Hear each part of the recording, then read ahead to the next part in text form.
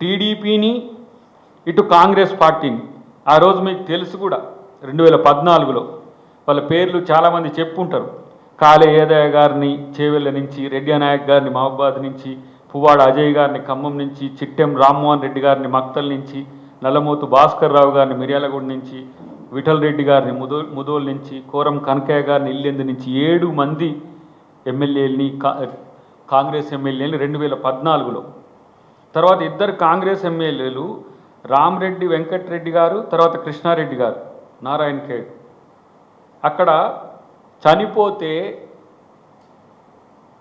దాన్ని ఏకగ్రీవం కూడా చేయకుండా పోటీకి పెట్టి 2 సీట్లను కూడా గుంజుకున్న చరిత్ర ఇలా బీఆర్ఎస్ పార్టీ. తెలుగుదేశం పార్టీ నుంచి 15 మంది ఎమ్మెల్యేలు అప్పుడు గెలిచింది, 12 మందిని చేర్చుకున్నారు. ఎర్రబెల్లి దయాకర్ రావు గారు ఇప్పుడు మాట్లాడుతుంటాడు కదా టీఆర్ఎస్ పార్టీ నేనే అని చెప్పి.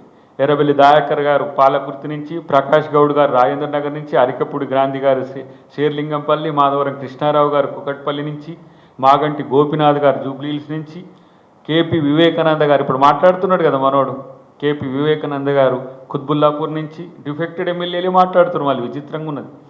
రాజేందర్ రెడ్డి గారు నారాయణపూర్ నుంచి, మంచిరెడ్డి కిషన్ రెడ్డి గారు ఇబ్రహీంపట్నం నుంచి, తీగల కృష్ణారెడ్డి గారు మహేశ్వరం నుంచి, చల్ల ధర్మారెడ్డి గారు పరకాల నుంచి, తలసాని శ్రీనివాస్ యాదవ్ గారు సనత్ నగర్ నుంచి, సాయన్న గారు కంటోన్మెంట్ నుంచి.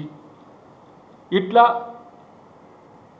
టీడీపీ ఎమ్మెల్యేలని తీసుకొని మొత్తం ఎల్పీనే మర్జీ చేసుకున్నారు. ఆ రోజు వైసీపీ నుంచి 3 ఎమ్మెల్యేలు గెలిచి 3 ఎమ్మెల్యేలు ఒక ఎంపీని తీసుకున్నారు. వాళ్ళు ఎవరనంటే మదన్ లాల్ గారు వైరా నుంచి, పాయం వెంకటేశ్వర్లు గారు పినపాక నుంచి, తాటి వెంకటేశ్వర్లు గారు అశ్వరావుపేట నుంచి, పొంగులేటి శ్రీనివాసరెడ్డి గారు ఖమ్మం ఎంపీని కూడా ఆ రోజు తీసుకున్న చరిత్ర. కాబట్టి బీఎస్పీ నుంచి కూడా అవును ఇంద్రకరణ్ రెడ్డి గారు నిర్మల్, సిర్పూర్ కాగజ్ నగర్ నుంచి కోనేరు కోనప్ప గారు. తర్వాత అప్పుడప్పుడు అక్కడక్కడనే గెలుస్తారు కమ్యూనిస్టులు. ఆ సందర్భంలో రవీంద్ర నాయక్ గారు దేవరకొండ నుంచి గెలిస్తే ఆయనను కూడా జాయిన్ చేసుకున్నాడు.